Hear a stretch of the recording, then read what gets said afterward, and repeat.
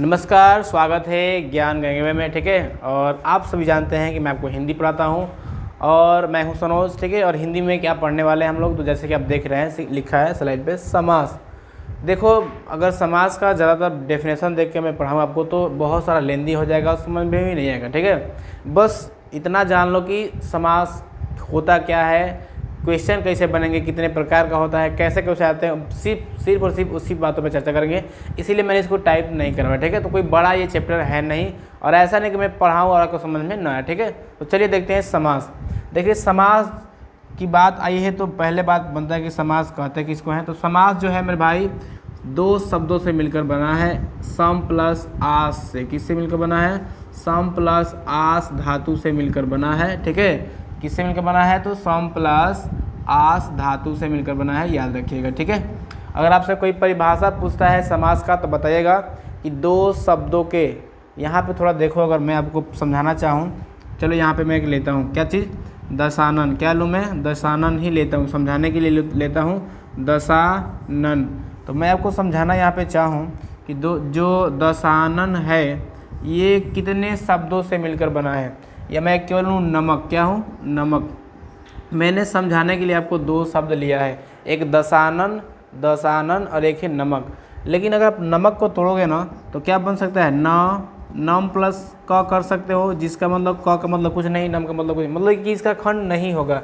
यानी कि नमक जो है दो शब्दों से मिलकर नहीं बना है। लेकिन वहीं अगर हम दशानन को तोड़ते हैं तो क्या बनेगा? 10 बन सकता है, और प्लस यहाँ से आनन बन सकता है। आनन मतलब होता भी क्या है? सिर। क्या होता है? आनन मतलब क्या होता है? सिर होता है। सर का नाम सुने ना आप, मुख। तो हम देखते हैं कि जो 10 है ये भी एक शब्द है, आनन है जिसका मतलब मुख या सिर होता है, ये भी क्या है? एक शब्द है। तो कहीं ना कहीं ये पहला शब्द है और ये क्या है? आपका दूसरा शब्द है। यहीं से हम परिभाषा बना सकते हैं कि एक और ये दो, यानी कि दो शब्दों के जोड़ को क्या कहते हैं? हम समास कहते हैं। दो शब्दों के जोड़ को क्या कहते हैं? समास कहते हैं। अगर थोड़ा सा मसाला लगाकर परिभाषा बताना चाहो तो क्या कह सकते हो कि दो या दो से अधिक शब्दों के मेल से जो विकार उत्पन्न होता है उसे हम समास कहते हैं। क्या कहते हैं? उसे हम समास कहते हैं। सब मिलाकर दो ही बात है कि जब तक दो या तीन शब्द मिलेंगे नहीं तब तक समास आपका होगा नहीं। सिंगल शब्दों में कभी आपका समास नहीं होता, याद रखिएगा। उसी शब्द में समास होगा जहाँ पे दो सार्थक शब्द जिसका कुछ न कुछ अर्थ हो मिलके एक बड़ा शब्द बने होंगे, यानी कि दशानन में समास हो जाएगा। तो आप समझ गए क्या चीज़? आप समास का परिभाषा समझ गए कि जहाँ पे दो शब्द क्या हो मिलके एक बड़ा शब्द बने हों, और वहीं से परिभाषा होता है कि दो या दो से अधिक शब्दों के जोड़ को समास कहते हैं। और समास जो है सम प्लस आस धातु से मिलकर बना है कि नहीं है? जिसका मतलब क्या होता है? समास का क्या क्या अर्थ होता है? तो समास का अर्थ होता है आपका सम होता है। क्या होता है? सम करना भी होता है। सम मतलब जोड़, है कि नहीं है? सम करना होता है। चलो भाई, सम करना हो गया। और क्या समास का अर्थ होता है? समास का अर्थ होता है पास पास। क्या होता है? समास का अर्थ पास पास भी होता है। और क्या होता है? समास का अर्थ जोड़ भी होता है। क्या होता है? जोड़ भी होता है। ठीक है, जोड़ आप समझे होंगे। और समास का अर्थ क्या होता है? तो जुड़ना भी होता है। क्या होता है? समास का अर्थ क्या होता है? जुड़ना। क्या बताएंगे आप? समास का अर्थ जो होता है जुड़ना भी होता है। तो ये सारे क्या हैं? तो कहीं ना कहीं क्या है? ये समास के ये अर्थ हैं। क्या है ये? कहीं ना कहीं ये समास के अर्थ हैं जो मैंने आपको यहाँ पे बताया। तो समास का अर्थ सम करना होगा, या सम भी हो सकता है, जोड़ भी होता है, जुड़ना भी होता है, और पास पास बैठना। ठीक है, पास पास बैठना या बैठाना भी होता है, याद रखिएगा। ये समास का अर्थ हो गया। ठीक है, और क्या क्वेश्चन पूछ सकता है? आपसे ये पूछ देगा कि समास का विलोम क्या होता है। क्या पूछ देगा आपसे? पूछ देगा आपसे कि बता दो समास का विलोम क्या होगा। तो मैं आपको बता दूं, समास का अगर विलोम आपसे पूछ ले, क्या पूछ ले? समास का अगर आपसे विलोम पूछ लेना तो आप बताइएगा सीधे कि समास का जो विलोम होता है व्यास होता है। क्या होता है? समास का जो विलोम होता है व्यास, या विग्रह भी करते हैं। क्या करते हैं? इसको विग्रह भी कहते हैं। कहीं कहीं विग्रह भी दे सकता है, और कहीं कहीं आपको क्या मिल जाएगा? व्यास भी मिल जाएगा। क्वेश्चन कई बार पूछा है कि बताओ समास का विलोम क्या होगा, तो व्यास होगा या तो विग्रह होगा, दोनों में से कोई ना कोई अवश्य देगा। ठीक है, और समास का अर्थ क्या है? तो आप बताएंगे सम प्लस आस धातु से मिलकर बना है। एक का अर्थ है सम करना, पास बैठाना, जोड़ जुड़ना, है कि नहीं है? सब कहीं ना कहीं क्या है? ये समास के अर्थ हो जाते हैं। तो इतनी बात जो है आप क्या होंगे, समझ गए होंगे, है कि नहीं है। आप इतनी जो बात है समझ गए होंगे, ठीक है, याद रखिएगा। और समास का क्या है, ये अर्थ हो गया और इसका क्या हुआ, मतलब हुआ। कुछ और छूटा तो नहीं है, नहीं, इतना बहुत है। आगे बढ़ते हैं, आइए देखते हैं समास के प्रकार के बारे में। आते हैं समास का प्रकार पे। समास जो होता है मुख्यतः अगर देखा जाए तो 6 प्रकार का होता है। कितने प्रकार का होता है, तो 6 प्रकार का होता है। क्या चीज़, समास। कौन कौन सा, पहला जो होता है आपका अव्ययी भाव समास। पहला क्या होता है आप बताएंगे, अव्ययी भाव समास। दूसरा होता है द्वंद्व समास। क्या होता है, द्वंद्व समास। तीसरा होता है द्विगु समास। चौथा क्या होता है, चौथा होता है आपका तत्पुरुष समास। पांचवा क्या होता है, पांचवा आपका होता है कर्मधारय समास। छठा क्या होता है, छठा आपका होता है बहुब्रीहि समास। एक सातवें का भी ऑप्शन आता है, कहीं कहीं कंपटीशन की तैयारी कर रहे थे आपको पता होगा।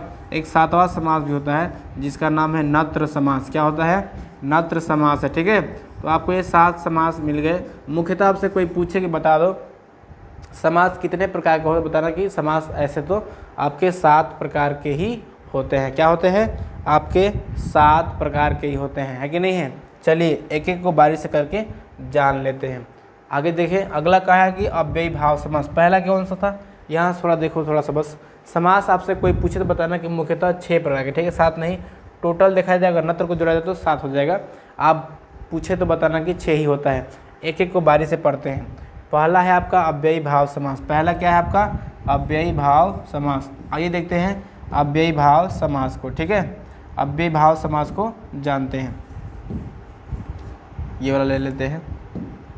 चलिए, तो अव्ययी भाव समास किसे कहते हैं, एक छोटा सा परिभाषा मैं आपको बताऊंगा, वही इसका नोट में लिखवा दे रहा हूँ, ठीक है। यही क्या बन जाएगा, परिभाषा हो जाएगा। तो जब किसी शब्द को, क्या परिभाषा बनेगा, जब किसी शब्द का लिखिएगा, जब किसी शब्द का पहला पद क्या हो, देखो मैं शॉर्टकट पढ़ा रहा हूँ, ठीक है। जब किसी शब्द का पहला पद क्या हो, उपसर्ग हो, क्या मिल जाएगा, पहला पद।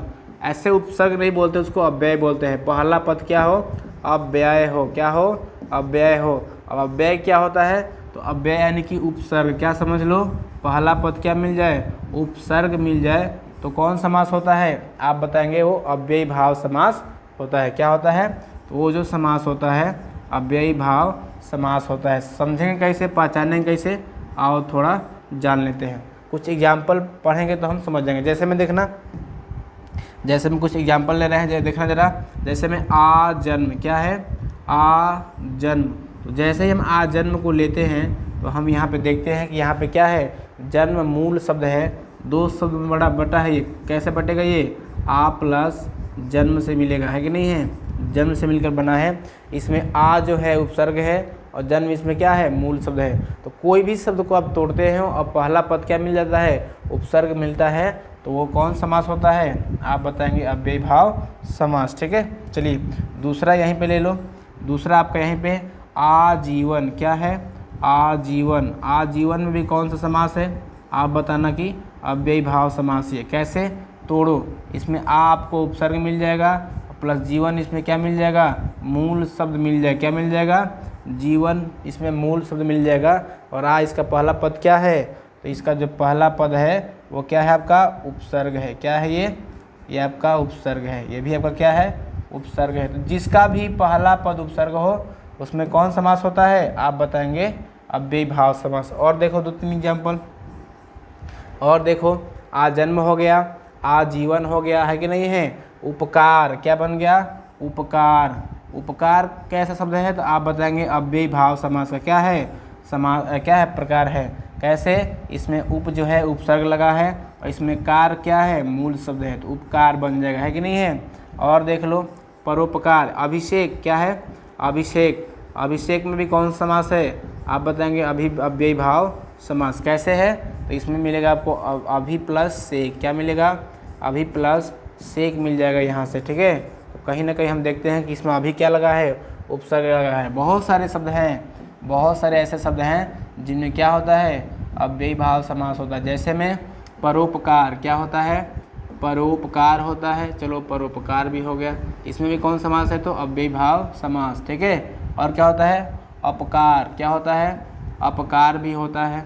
चलो अपकार भी हो गया है कि नहीं है। और आपका अत्याचार। क्या है? अत्याचार। ठीक है। अभिमान। क्या होगा? अभिमान हो जाएगा। अभिमान में भी कौन समास है? अव्ययीभाव समास। ठीक है। अभिमान हो जाएगा। आपका स्वाभिमान भी हो जाएगा। क्या हो जाएगा? स्वाभिमान भी हो जाएगा। तो कहीं ना कहीं सबके सब क्या है? ये अव्ययीभाव। अपकार, परोपकार, अभिमान, स्वाभिमान। ठीक है। यहाँ पे अभिषेक, उपकार, आजीवन, आजन्म, सबके सब में क्या है? आपके अव्ययीभाव समास है। चलिए आगे बढ़ते हैं। अगला है द्वंद्व समास। क्या है? द्वंद्व समास। कैसे पहचानेंगे कि ये द्वंद्व समास है? एक नोट बताता हूँ, आप आराम से जान जाएंगे। क्या है द्वंद्व समास?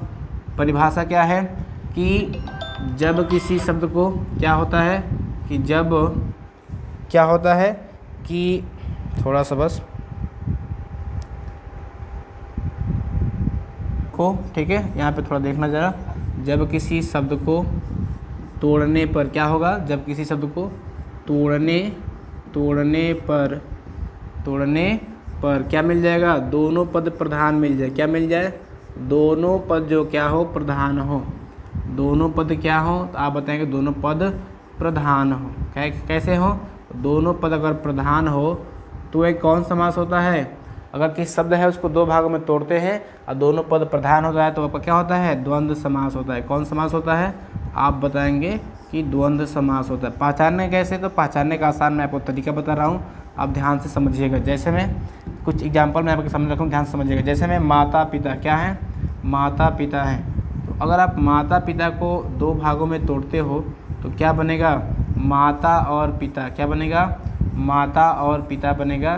तो हम देखते हैं कि दोनों पद क्या है? प्रधान है। प्रधान मतलब कि जितना महत्व माता का है उतना महत्व पिता का भी है कि नहीं है। और बीच में क्या आया है? और, अथवा, या, माइनस का चिन्ह आता है तो यह बताता है, यह चिन्ह है कि ये द्वंद्व समास में है कि नहीं है।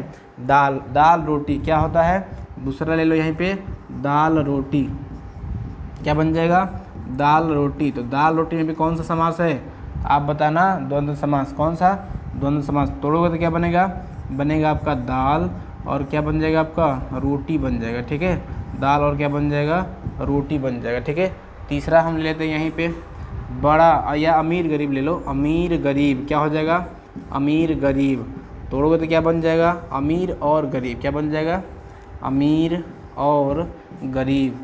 तो कहीं ना कहीं हम आपको यह बताना चाहते हैं कि जितने भी एक दूसरे के विपार्थी यानी कि विलोम शब्द वाले होते हैं ना, और कहीं ना कहीं उसमें ढूंढा जाए तो सब में क्या मिल जाएंगे? द्वंद्व समास मिल जाएगा। छोटा बड़ा, मोटा पतला, है कि नहीं है। लड़का लड़की, भाई बहन, सब में कौन समास है? द्वंद्व समास है। क्या है? द्वंद्व समास है। कुछ एग्जाम्पल मैं आपको सामने यहाँ पे रख दे रहा हूँ, ध्यान से देखिएगा आप। ठीक है। जैसे में राजा रानी, क्या हो जाएगा? राजा और रानी में कैसा समास है? तो आप बताएंगे द्वंद्व समास है। ठीक है। मोटा पतला क्या बन जाएगा? मोटा पतला, है कि नहीं है। पाताल आकाश, है कि नहीं है। पाताल आकाश, आकाश पाताल भी कर सकते हैं इसको, आकाश पाताल, है कि नहीं है। और सोना चांदी, है कि नहीं है। सोना चांदी। तो कहीं ना कहीं सबके सब जो हैं ये क्या हैं? आपके द्वंद्व समास के एग्जाम्पल हैं, उदाहरण है। ठीक है। चलिए आगे बढ़ते हैं अगले क्वेश्चन की तरफ। अगला है हमारा द्विगु समास। क्या है? द्विगु समास। पहचानने का तरीका क्या है? ध्यान समझिएगा। द्विगु समास किस में होता है, कब होता है, कैसे होता है, इसका एक सिंपल सा क्या है? तरीका है। क्या है? मैं आपको बताता हूँ। ठीक है। ये क्या हो गया यार, चलो बताता हूँ क्या है वो तरीका। तो जब भी किसी शब्द को आप तोड़ते हो और जैसे ही दो भागों में तोड़ते हो और पहला पद संख्यावाचक मिल गया। संख्यावाचक क्या होता है? तो 2, 4, 6, 8, 10 आ जाए तो वहाँ पे क्या होता है? द्विगु समास होता है। पहचानने का तरीका क्या है? तो जिसका पहला पद क्या मिले? जिसका पहला पद जो हो क्या हो? संख्यावाचक हो। क्या हो? पहला पद क्या हो? संख्यावाचक हो। संख्यावाचक हो वह क्या होगा? तो वह क्या होगा? आप बताएंगे द्विगु समास। क्या होगा? द्विगु समास। पहचाने कैसे? देखो, जैसे मैं आपको बता रहा हूँ, दो चार एग्जाम्पल आपके सामने रखूँगा, आप क्या है समझ जाएंगे। जैसे में देखिए चौराहा। क्या है? चौराहा। तो चौराहा जो है ना यहाँ पे, चौराहा जो है क्या है यहाँ पे, चौराहा जो है ना यहाँ पे, इसमें द्विगु समास है। क्या है इसमें? द्विगु समास। कैसे तोड़ोगे तो क्या बनेगा? 4 प्लस राह, और राह का मतलब क्या होता है? रास्ता। क्या होता है? राह का मतलब रास्ता। देखो चौराहा यानी कि पहला पद 4 मिल गया ना, संख्यावाचक है कि नहीं है। और देखो त्रिनेत्र क्या हो जाएगा? त्रिनेत्र। मैं बताऊंगा त्रिनेत्र में कैसा कौन समास है। फिलहाल जानो 3 प्लस नेत्र क्या बन जाएगा? 3 प्लस नेत्र बन जाएगा। तो इसमें कौन समास है? द्विगु समास। और देखो पंचवटी क्या होगा? पंचवटी। पंचवटी में कौन समास है? आप बताएंगे द्विगु समास। कुछ कंडीशन ऐसे भी होते हैं जो बहुब्रीही होते हैं, मैं आपको बहुब्रीही में बताऊंगा त्रिनेत्र में बहुब्रीही क्यों है, ठीक है। लेकिन पहला पद संख्यावाचक है तो इसको क्या मारोगे? द्विगु समास मारोगे, फिर बताऊंगा, ठीक है। पंचवटी में क्या होगा? 5 वटियों का समूह या 5 प्लस वटी, है कि नहीं है? ऐसा बन जाएगा। इसको दो तरह से बना सकते हो, चौराहा 4 प्लस राह बना सकते हो, या 4 राहों का समूह भी सही है, ऐसे भी सही है। एग्जाम में ऐसे ही बांट कर देगा। त्रिनेत्र 3 प्लस नेत्र होगा, या 3 नेत्र हैं जिसके भी हो जाएगा, ठीक है। पंचवटी 5 वटियों का समूह हो जाएगा, तो ऐसा सारा है, ठीक है। तो पंचवटी। और कुछ एग्जाम्पल देख लो मुझसे, जैसे में आप कैसे पता करोगे। आठन्नी क्या है? आठन्नी में कौन सा समास है? आप बताना कौन सा है? द्विगु समास है। अब कौन सा है? चौवन्नी क्या है? चौवन्नी। चौवन्नी में भी कौन सा समास है? आप बताएंगे द्विगु समास है। कौन समास है? द्विगु समास है कि नहीं है? चारपाई। चारपाई चूँकि पहला पद क्या है इसका? है संख्यावाचक। दशानन। अब ध्यान सुनना, मैं यहाँ पर 2-3 शब्द ऐसे भी नोट करवाया हूँ ना जो बहुब्रीही समास है, तो क्यों होते हैं मैं उसको बताऊँगा, ठीक है। दशानन, घबराइएगा मत, पहले बस इतना आप माइंड में सेट करिए कि जिसका पहला पद संख्यावाचक है और द्विगु समास होता है। आगे बढ़ते हैं। अगला है तत्पुरुष समास। क्या है? तत्पुरुष समास। कैसे पहचानेंगे तत्पुरुष समास को? एक सिंपल सा तरीका है। क्या है? एक सिंपल सा तरीका है क्या? कि जिस शब्द का ले लो, जिस शब्द का विग्रह करने पर, क्या करने पर? जिस शब्द का विग्रह करने पर, जिस शब्द का विग्रह करने पर क्या है? बीच में क्या मिल जाए? तो बीच में कारक चिन्ह मिल जाए। क्या हो? बीच में कारक, क्या बताएंगे आप? कारक चिन्ह मिले। क्या मिल जाए भैया? कारक चिन्ह मिले, तो उसे हम क्या कहेंगे? तो उसे हम कहेंगे, आप यहाँ पे देख लो, उसे कहेंगे तत्पुरुष समास। क्या कहेंगे उसे हम? तत्पुरुष समास कहेंगे। अब ध्यान समझना, मैं शॉर्टकट में आपको समझा दिया, कोई बड़ी बात नहीं समझना, ठीक है। कोई भी शब्द है उसको मान लो 2 भागों में तोड़े, जिस शब्द का विग्रह करने पर, विग्रह मतलब कि तोड़ने पर, विग्रह मतलब तोड़ने पर, याद रखना। कोई शब्द को 2 भागों में आप तोड़ते हैं, तोड़ने पर बीच में क्या मिलता है? अगर कारक चिन्ह मिलता है, क्या मिलता है? तो उसे हम क्या कहते हैं?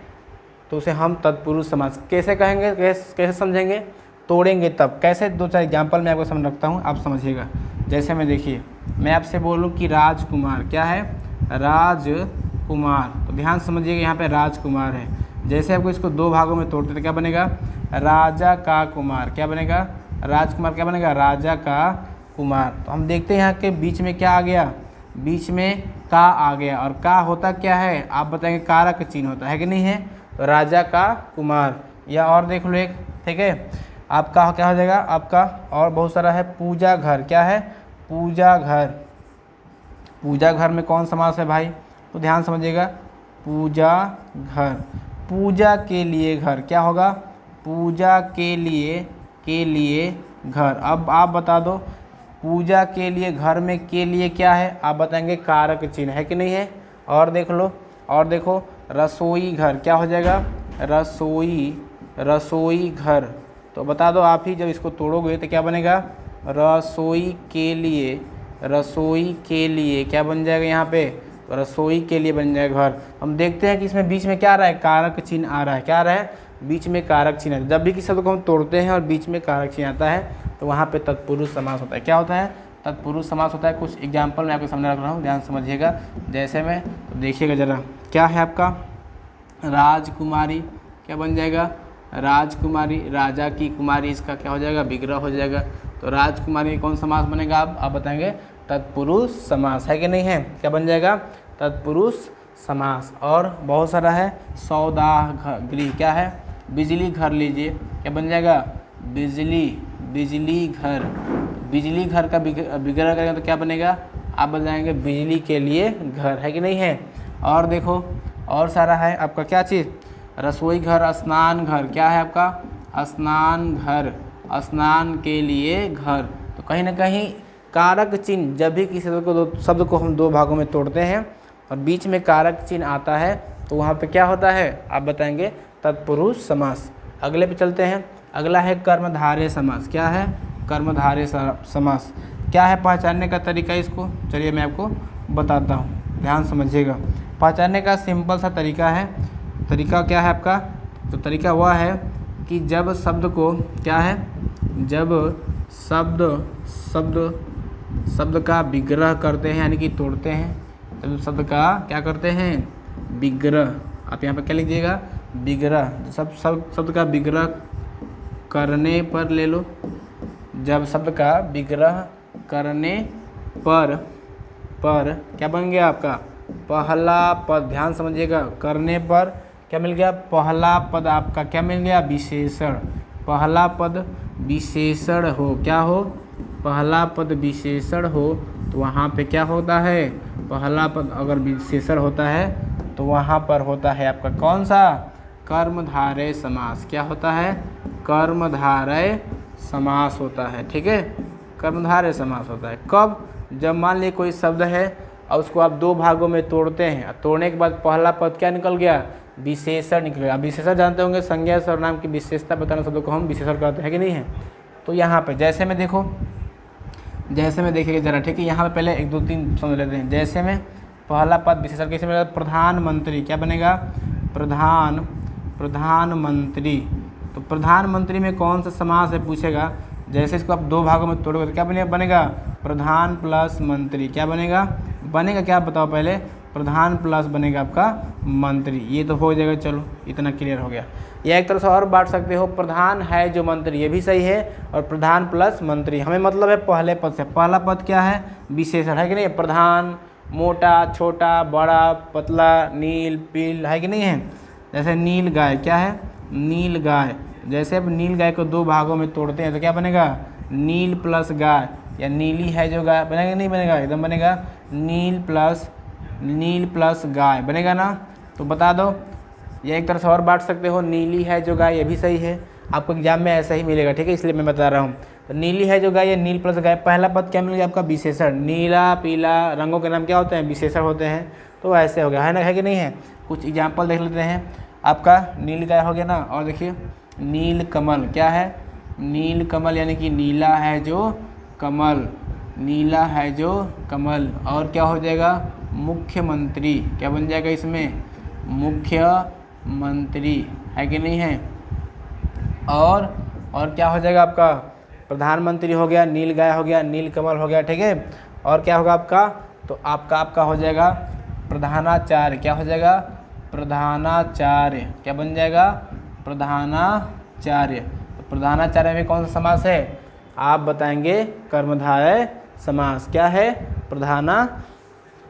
प्रधानाचार्य में कौन सा समास है, तो कर्मधारय समास, याद रखिएगा। ठीक है, और सर आपका है क्या जी, मुख्य सचिव। क्या है, मुख्य है जो सचिव, सचिव मतलब मंत्री, सचिव मतलब मंत्री। तो कहीं ना कहीं मुख्य है जो सचिव, तो कहीं ना कहीं सब में के सब क्या है, कर्मधारय समास है, क्योंकि पहला पद से क्या मिल जाएगा, विशेषण। वही डेफिनेशन में मिलता है कि जब शब्द का विग्रह करने पर पहला पद विशेषण हो, उसे क्या कहते हैं, कर्मधारय समास उसे कहते हैं। क्या कहते हैं, कर्मधारय समास कहते हैं। जैसे प्रधानमंत्री है, नील गाय है, नील कमल है, उसके बाद मुख्यमंत्री, प्रधानाचार्य, मुख्य सचिव है। आगे बढ़ते हैं, अगला है बहुब्रीहि समास। क्या है, बहुब्रीहि समास। इसका परिभाषा क्या है, तो विग्रह करने पर, किसका विग्रह करने पर, तो शब्दों का, किसी शब्द का विग्रह करने पर, ठीक है। मान लो कोई शब्द है, उसका आप विग्रह करते हैं, यानी कि दो भागों में उसको तोड़ते हैं और बांटते हैं। ठीक है, बांटते हैं, विग्रह करने पर दोनों पद प्रधान ना हो, क्या हो, दोनों जो पद आपको मिलते हैं, कोई भी शब्द है उसको दो भागों में तोड़ते हो, दो पद तो मिलते ही हैं। जैसे मान लो कि नील गाय था, तो एक नील एक गाय है कि नहीं है, तो दो पद तो मिला है, दो शब्द तो मिला। इसमें क्या होता है कि दोनों विग्रह करने पर दोनों पद जो है प्रधान ही ना हो, क्या हो, मतलब उनका जो है कुछ क्या ना निकले, उनका कुछ महत्व ही ना, प्रधान न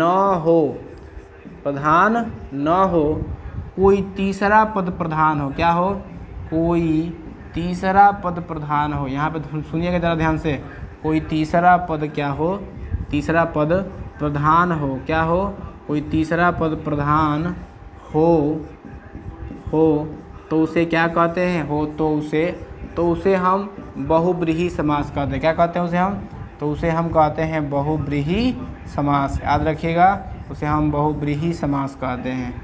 जैसे मैं आपको बता रहा हूँ अभी आपका क्लियर हो जाएगा। क्या हो जाएगा, अभी आपका क्लियर हो जाएगा। कैसे, जैसे देखिए, पहला हम लेते हैं दशानन। क्या है, दशानन। अब जैसे ही दशानन को हम दो भागों में तोड़ते हैं तो क्या बनेगा, 10, क्या बनेगा, 10 प्लस आनन, क्या बनेगा, 10 प्लस आनन बनेगा। ठीक है, आनन मतलब होता है सिर या मुख हो जाएगा। ठीक है, सिर आप सर कपार को कहते हैं ना, वही।